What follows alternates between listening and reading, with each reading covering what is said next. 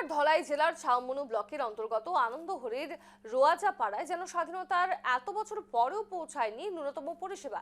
বিদ্যুৎ আর বিশুদ্ধ পানীয় জলের অভাবে চরম দুর্ভোগের দিন কাটাচ্ছে প্রায় 35টি পরিবার। একবিংশ শতাব্দীর উন্নয়নের দাবির মাঝে এই বাস্তব ছবি উঠে আসায় প্রশ্নের মুখে প্রশাসনের ভূমিকা। স্থানীয়দের অভিযোগ, বারবার নেতা মন্ত্রীদের দোরগোড়ায় গিয়েও মেলেনি কোনো সুরাহা। ছাউমনু আরডি ব্লক অফিসে জল সংযোগের জন্য আবেদন জানানো হলেও কার্যত কোনো পদক্ষেপ নেওয়া হয়নি। এদিকে আসন্ন এডিসি নির্বাচনকে সামনে রেখে এই বঞ্চনার চিত্র নতুন করে রাজনৈতিক তাৎপর্য পাচ্ছে। রাজনৈতিক বিশেষজ্ঞদের মতে পাহাড়ি অঞ্চলের এই ধরনের অবহেলা ভোট বাক্সে বড় প্রভাব ফেলতে পারে।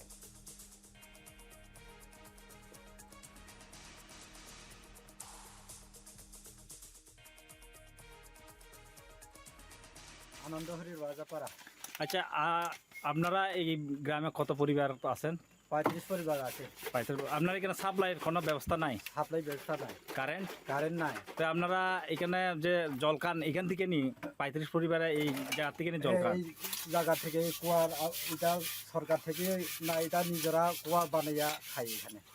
আচ্ছা, সরকার থেকে কোনো কিছু তোমরা জানাইছো নি? এমএলএ এবং কোনো নেতা টেতারা জানাইছো নি? জানাইছে, বারবার অ্যাপ্লিকেশন দিছে, কারেন্ট অফিসে দিছে, ওই জলের ব্যবস্থায় অফিসের দিছে, কাগজ পর্যন্ত আছে এখন পর্যন্ত করে।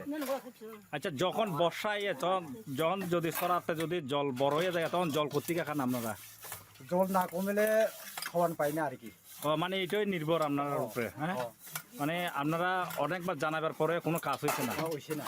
মানে আপনারা ব্লকে জানাইছেন? ব্লক হয়ে জানিছে। হ্যাঁ, কি কয় এখানে গেছে আর কি কয়? পাইবো কয় আর কি। এমএলএ জানো কয়, এমএলএ জানাইছে, পাইতাছে না। এমএলএ পর্যন্ত এখানে আইয়া স্কুলে আইয়া কারেন্ট দিব, 2-3 মাসের পরে জল দিব কইছে, কই মানে কইছে দিব, মানে এখন আপনারা পাইছেন না? পাইছে না। মানে এখন 35 পরিবার পুরো এখান থেকে জল খান? এখানে জল খেতে লাগে।